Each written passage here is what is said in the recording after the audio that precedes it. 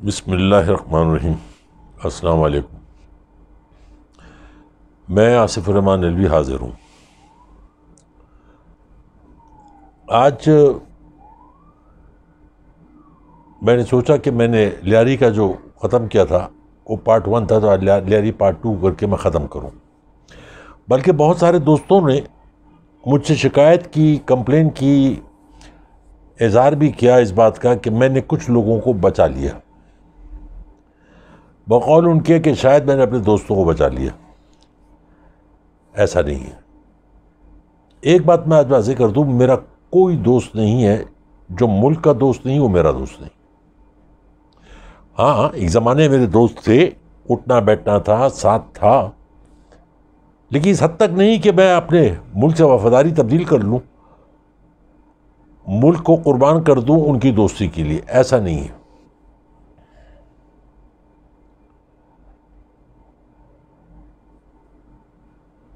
پچھلے پارٹ 1 میں لیاری کے میں نے جو نام لیے تھے، کچھ برائیاں، قتل و غارت، دہشت گردی، گینگ وار، یہ سب جو بتایا تھا میں نے، اس میں نے ذوالفقار مرزا کا نام نہیں لیا تھا۔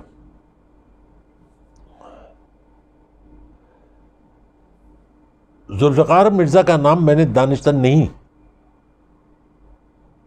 میرے شاید دماغ سے نکل گیا یا میرے سے اس وقت وہ سلسلہ بنا نہیں۔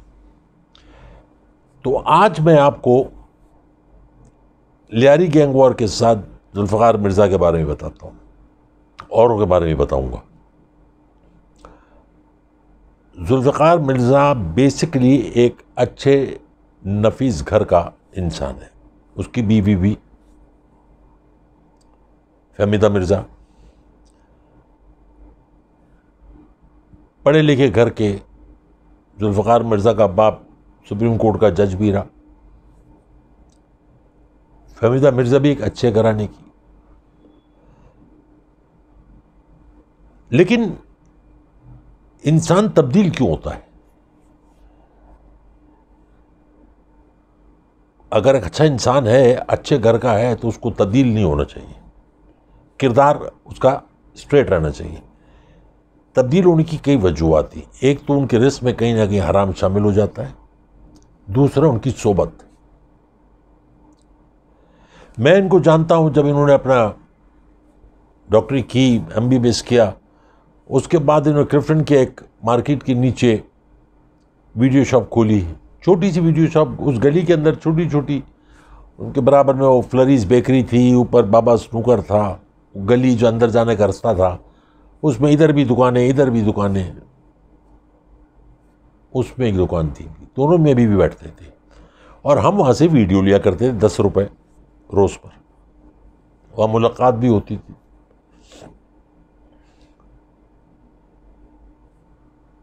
میں نے کبھی تصور بھی نہیں کیا تھا کہ یہ لوگ اس طریقے سے پیپلز پارٹی میں جا کے اتنی انارکی پھیلائیں گے۔ بہرحال چلے گئے۔ پھر وزیر داخلہ بھی بن گیا، پیپلز پارٹی میں رہا، یہ بہت کچھ ہوا، اٹھا پٹک، یہ وہ، قصہ مختصر، وزیر داخلہ بن گیا، وزیر داخلہ سندھ۔ عزیر بلوچ کا نام آنے لگا، وہ اس کے ساتھ شامل ہو گیا۔ پروٹیکشن چاہیے ہوتی ہے نا، تو وزیر داخلہ سے بڑی پروٹیکشن کیا ہو سکتی ہے؟ یاد کیجئے کہ شرجیل میمن اس وقت اس کا رائٹ ہینڈ تھا، کس کا؟ ذوالفقار مرزا کا۔ اس حد تک تھا کہ جب یہ ذوالفقار مرزا نے پیپلز پارٹی چھوڑی اور ان کے آپس میں چپلش ہو گئی اور ایک دوسرے کے جانی دشمن ہو گئے، تو شرجیل میمن اس کے ساتھ کھڑا ہوا۔ پھر ذاتی مفاد، کیونکہ ان میں دوستی تو ہوتی نہیں ہے، ذاتی مفاد۔ ذوالفقار مرزا نے اپنے منہ سے بھی اس بات کا اعتراف کیا کہ میں نے 2.5-3 لاکھ لائسنس ایشو کیے اسلحے کے۔ سوال یہ ہے کہ کیا لیاری کی اتنی آبادی تھی؟ نہیں، تو پھر اسلحہ کس کو دیا؟ کس کے پاس گیا یہ اسلحہ؟ وہ لسٹ بلاول ہاؤس سے آئی تھی، ان کو اسلحہ دو. بہت ساری چیزوں میں نام جو ہے نا بلا وجہ آصف زرداری کا آتا ہے، لیکن اس کے پیچھے شیطانی سوچ وہ فریال تالپور کی. یہ لسٹ اس نے دی تھی کہ ان لوگوں کو اسلحہ دو. وہ سارے ہارڈ کور کرمنل تھے جو ان کے لیے کھڑے ہوتے تھے، جن کا تعلق مختلف شہروں سے تھا. لیاری سے جتنے لوگوں کو لائسنس ہوا وہ تھوڑے تھے، ویسے بھی وہاں لائسنس کی کیا ضرورت تھی، وہاں تو اسلحہ ویسے مل جاتا تھا. لیکن جن کو لائسنس ایشو کیے گئے وہ تو فریال تالپور کے لوگ تھے، کچھ آصف زرداری کے ہوں گے، قادر پٹیل کے تھے، شرجیل میمن کے تھے، سعید غنی کے تھے. یہ وہ لوگ تھے جن سے شہروں کو قابو کیا جاتا ہے.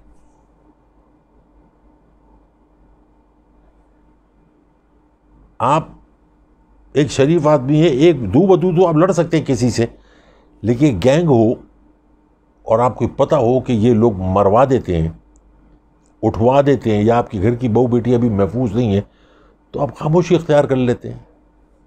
جیسے ایم کیو ایم کے دور میں ہوتا تھا، نہ چاہتے بھی اس کو ان کو کھال دی جاتی تھی اپنی کھال بچانے کے لیے.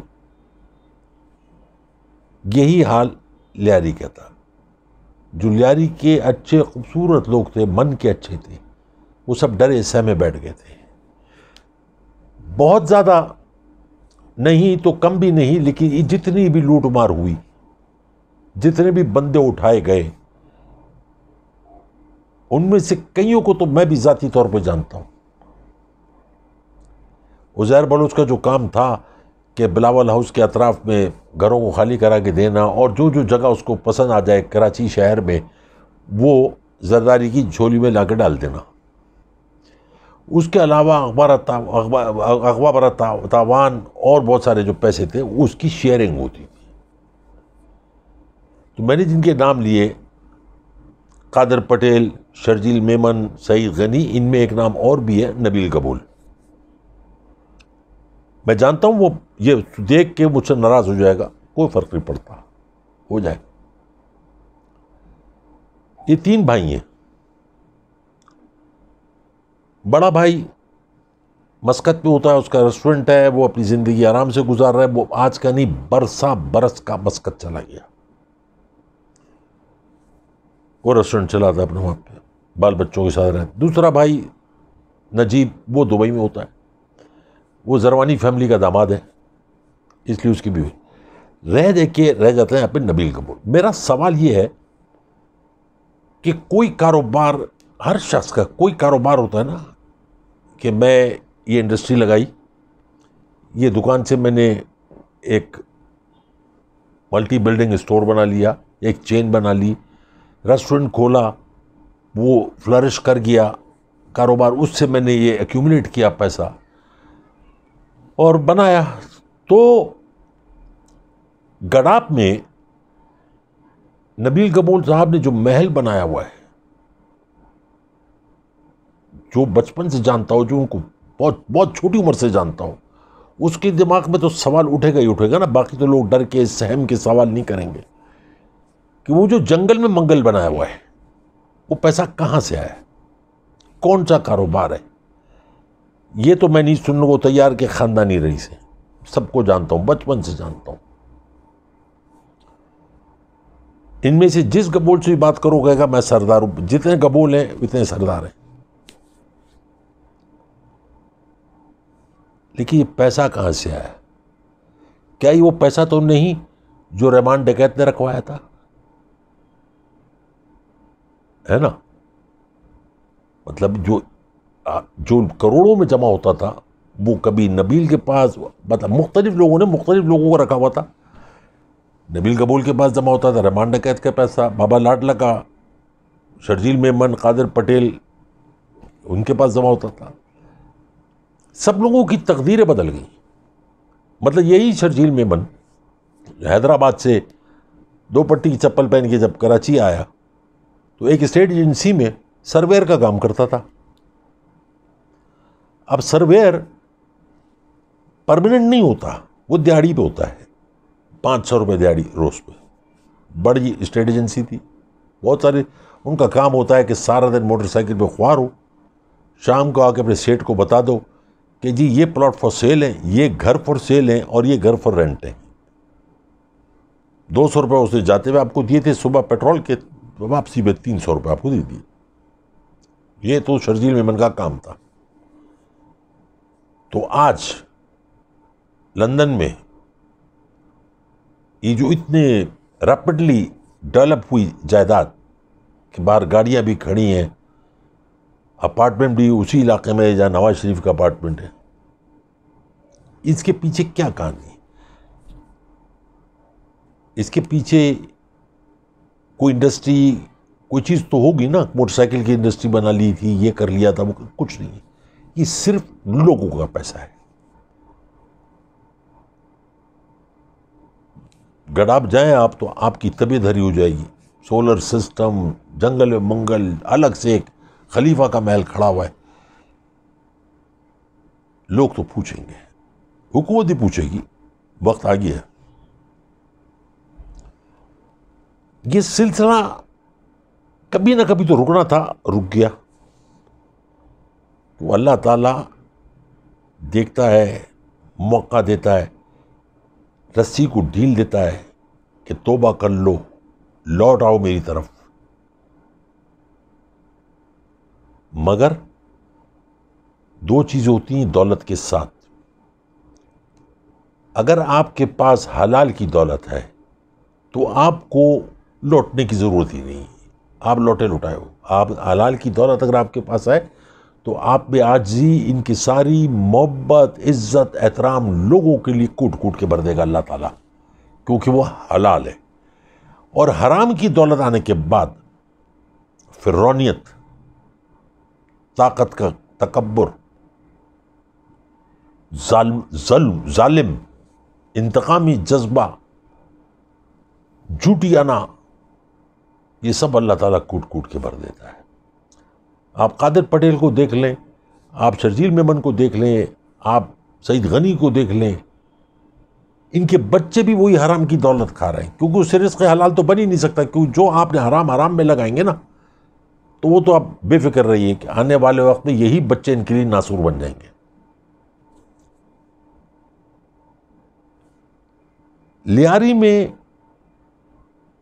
لیاری کو دوبارہ کھڑا ہونے میں کئی برس لگیں گے. شاید 1-2 نسل کے بعد ان کے دکھ کم ہو, ان کے غم کم ہو.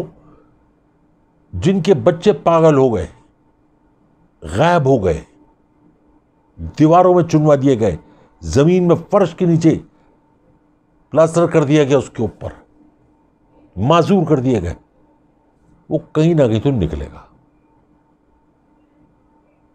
اربوں روپے کا غبن, اربوں روپے کا فراڈ, اربوں روپے کا عقوبت برائے تاوان ان کے پاس تو نظر نہیں آتا نا. مر گئے, رحمان ڈکیت بھی مر گیا, بابا لاڈلا بھی مر گیا, اور دوسرے بھی مر گئے. وہ پیسہ گیا کیا؟ اسی سرکل میں. ڈھونڈے ایجنسی والے, بلا کے پوچھیں. اور پوچھنے کا مطلب یہ نہیں ہوتا کہ شرافت سے پوچھیں, انہی کے حساب سے پوچھیں, انہی کے کردار کے حساب سے پوچھیں. جب بھی کسی کو اٹھاتے تھے تو وہ عزت سے تو نہیں رکھتے تھے, اس کو ننگا کر کے کونے بٹھاتے تھے, اس کی آنکھوں پٹی باندھتے تھے, اس کے اوپر پیشاب کرتے تھے, نعوذ باللہ, اور پتہ نہیں کیا کیا کرتے تھے. میں ملا ایسے لوگوں سے جو بچ گئے, انہوں نے اپنی کہانی سنائی تو رونگٹے کھڑے ہو جاتے تھے. میری سمجھ سے باہر تھا کہ یہ کیسے ایک انسان کر سکتا ہے دوسرے انسان کے ساتھ. امن کمیٹی ہو, MQM ہو, پیپلز پارٹی ہو, جماعت اسلامی ہو, نون لیگ ہو, سب کے سلیپر سیل ہیں. ان کا موجد جماعت اسلامی تھی. وہ جب میں جماعت اسلامی کے بارے میں بتاؤں گا پھر میں آپ کو بہت کچھ بتاؤں گا. فی الحال میں لیاری کے اوپر ہوں.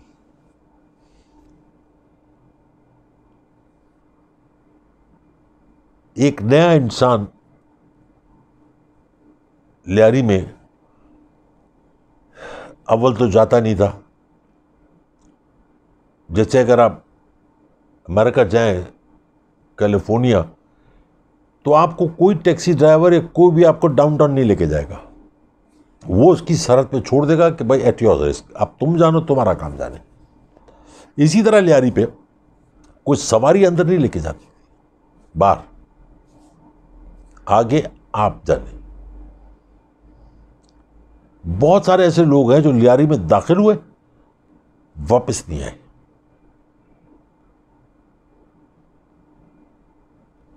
ظلم ایک حد تک تو برداشت کر لیتا ہے انسان اور مر جاتا ہے، لیکن ظلم کی ایک حد اوپر بھی ہوتی ہے اللہ تعالیٰ کے. ڈاکٹر ذوالفقار مرزا نے جو لائسنس ایشو کیے اس سے جو کچھ بھی حالات ہوئے بد سے بدتر ہوئے. کچھ ان کے جملے میں ان کا بھی تکبر یہ تھا کہ میں نے شادی بیاہ میں چلانے کے لیے نہیں دیے، مطلب انسان کو مارنے کے لیے دیے. آپ مہلک بیماریوں میں بھی مبتلا ہو جاتے ہیں. غلطیاں سب سے ہوتی ہیں، وہ انسان ہی نہیں جس سے غلطی نہ ہو. اس غلطی سے سیکھ لے، توبہ کر لے اور آگے بڑھ جائے، وہ انسان ہے. اس کو اللہ کے ساتھ ساتھ اللہ کے بندے بھی معاف کر دیتے ہیں. مگر یہ لوگ معافی کی حد سے باہر نکل گئے.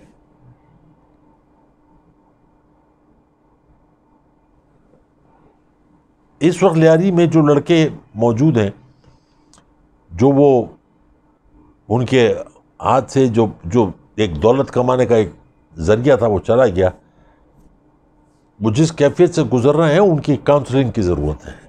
یہ حکمران جو ہوتے ہیں حکومت وقت، یہ ان کا کام ہے کہ اگر جیسے پچھلے دنوں وہ گلی کوچے کے اندر وہ اسلحے کے ساتھ، پلاسٹک کے اسلحے کے ساتھ کھیل رہے تھے اور پھر ان سے بندوقیں لی گئیں، اسلحہ لیا گیا اور ان کو فٹ بال اور دوسری چیزیں دی گئیں. اسی طرح سے وہاں پہ کاؤنسلنگ سینٹر بھی بنانے چاہیے. لوگ بولا کہ ان کے دل سے خوف نکالیں، اور خوف تو آپ خود نکال سکتے ہو، کسی کہنے سے خوف نہیں نکلے گا. میرے دوستوں، میں یہ بات پہلے بھی واضح کر چکا ہوں، پھر واضح کر رہا ہوں. میرا ہر وہ شخص دوست ہے جو ملک کا دوست ہے. جو میرے ملک کا دوست ہے وہ میرا دوست ہے. میں کوئی بات عمر کے حساب سے اگر بھول جاؤں گا اور مجھے یاد آ جائے گی تو بعد میں بتا دوں گا، لیکن میں چھپاؤں گا کوئی بات نہیں. اور اس بات کا آپ کو یقین اس وقت ہوگا جب میں ایک ایسا پروگرام کروں گا جس میں کچھ ایسی باتیں میں آپ کو بتاؤں گا جو آپ میں سے کوئی بھی نہیں مانے گا کہ یہ کیسے ہو سکتا ہے، لیکن ایسا ہے. حکومت وقت کے بارے میں جب میں بات بتاؤں گا کروں گا اس وقت. ابھی تو تاریخ بہت لمبی ہے.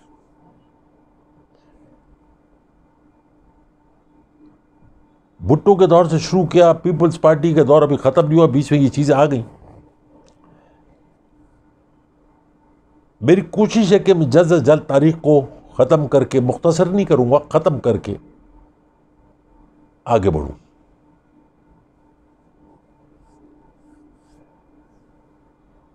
میں آج لیاری کا چیپٹر یہاں اس بات سے بند کر رہا ہوں کہ جتنا خون لیاری میں بہا ہے آبادی کے تناسب سے، اور جتنی بچیوں کی عزت آبادی کے حساب سے وہاں لٹی ہیں، اس کا ہرجانہ، اس کا مداوع کوئی نہیں کر سکتا. صرف ان لوگوں کو اللہ سکون دے جنہوں نے اپنے کاندھوں پہ اپنے جوان بچوں کے جنازے اٹھائے. اس میں سب شامل ہیں جو آج پارلیمنٹ میں بیٹھ کے بول رہے ہیں، یہ سب شامل ہیں. ان میں سے کوئی بھی ایسا شخص نہیں ہے جو حلفاً قرآن پہ ہاتھ رکھ کے کہے کہ یہ میری حلال کی دولت ہے اور یہ میرا کاروبار تھا. حرام کے کاروبار میں، حرام کی دولت میں، جو میں آپ کو ایک ڈفرنس بتاتا ہوں، اس کے بعد میں بچوں سے مخاطب ہوں گا. آپ نے پچھلے دنوں کچھ چیزیں دیکھی ہوں گی ٹی وی پہ. کہ نبیل کپول صاحب ایک اسلحہ اٹھا کے کسی کے گھر گھس گئے اور اپنی گاڑی سے لینڈ کروزر کا دروازہ توڑا. یہ حرام کی دولت کا کمال ہے. حلال کی دولت والے کے دل میں شرم ہوگی, حیا ہوگی, اللہ کا خوف ہوگا کہ شاید اس گھر کے اندر کوئی عورت ہو, کوئی بچی ہو, معصوم بچوں, ڈر نہ جائے. وہ چیز نہیں تھی. ٹی وی پہ آ کے بیان دیا کہ بریک فیل ہو گئے تھے, 1.25 کروڑ کی گاڑی کے بریک فیل ہو گئے تھے, اور ایسے فیل ہوئے کہ بس تھوڑا سا ٹچ کرتا رہا, پیچھے ہوتا رہا. پھر انہی کے صاحبزادے پچھلے دنوں ایک موٹر سائیکل سوار کے اوپر اسلحہ نکال لیا, اس کو ٹکر مار کے گرا دی. یہ سب حرام کی دولت کا کمال ہے. حلال کی دولت ایسا نہیں کرتی, کبھی نہیں کرتی. بلکہ اگر کسی حلال کی دولت اور اس کی گاڑی سے کچھ ٹکرا جائے تو عاجزی سے اترے گا, معذرت کرے گا, اس کو گلے لگائے گا, کیونکہ اس کے پاس چھوٹی سواری ہے, اس کو خرچہ دے گا. نبیل کپول صاحب نے اپنی سیاست کا آغاز جو کیا تھا وہ ممتاز بھٹو کی پارٹی سے کیا تھا. اس وقت وہ کیا تھے, ان کے پاس کیا تھا, یہ کیا کہنا ہے اس کے بارے میں. یہ جو آپ لوگوں نے سنا ہوگا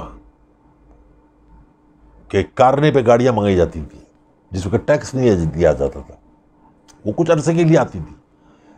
کچھ جیسے طالب علم باہر سے آ رہا ہے, وہ اپنی گاڑیاں لے کر آتا تھا کارنے کے اوپر. یہ بھی بہت بڑا ایک اسکیم ہے, بہت بڑا اسکیم ہے. کیسی کیسی گاڑیاں آئیں باہر سے. سوال میرا وہی ہے, یہ حکومت وقت کا کام ہے. آج, ابھی, اس وقت سوال کریں کہ یہ پیسہ کہاں سے آیا. اگر غلط ہے اس پہ قبضہ کریں بحق سرکار اور خزانے میں ڈالیں. آپ مقروض ہیں, آپ کو سود جیسی لعنت پہ پسے میں سود دے رہے ہیں. بھاشن دینے کے لیے ہمارے پاس سراج الحق موجود ہے, وہ کافی ہمارے لیے بھاشن دینے کے لیے. لیکن جو حکومت وقت کا کام ہے وہ تیز تیز کرنا ہے, ڈرنا نہیں ہے. اب میں لیاری کی یاد سے کہانی میں بند کر رہا ہوں. کل انشاءاللہ دوسرے ٹاپک ہوں گا, اس سے پہلے میں اپنے بچوں سے مخاطب ہو جاؤں. بچوں, ایک ہی گھر میں 3 بہن بھائی 4 بہن بھائی پیدا ہوتے ہیں. کسی کا رنگ سانولا ہوتا ہے, کوئی کالا ہوتا ہے, کوئی گورا ہوتا ہے. یہ تو اللہ کی طرف سے ہے. کوئی بہت ذہین ہوتا ہے, کوئی میرا جیسا ڈفر ہوتا ہے, کوئی ایول جینس ہوتا ہے, بھٹو کی طرح, زرداری کی طرح, فریال کی طرح. سب کا انجام آپ اپنی زندگی میں دیکھ رہا ہوں. بیٹھو, غور کرو, کاغذ پینسل لے کے بیٹھو, تاریخ میں جاؤ, دیکھو کتنے ایسے لوگ باعزت موت مرے یا باعزت ان کا اختتام ہوا. پھر فیصلہ آپ کا ہے کہ آپ نے کیا کرنا ہے. ڈر آپ کی زندگی کو روک لے گا. بے لگام گھوڑے بن جاؤ, دوڑو, تمام ہرڈلز کو کراس کرو, جا اس طریقے سے.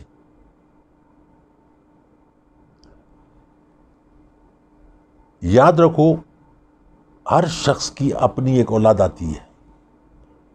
اگر اس کے لیے درد تمہارے دل میں ہے تو دوسروں کے لیے بھی اپنے دل میں درد پیدا کر لو, تو کامیاب ترین انسان ہوگے. جب تک درد نہیں محسوس کرو گے زندگی میں کچھ نہیں کر سکتے. اپنی دعاؤں میں, پیار محبت میں یاد رکھیں. میرا بہت سارا پیار, بہت ساری دعائیں. السلام علیکم ورحمۃ اللہ وبرکاتہ.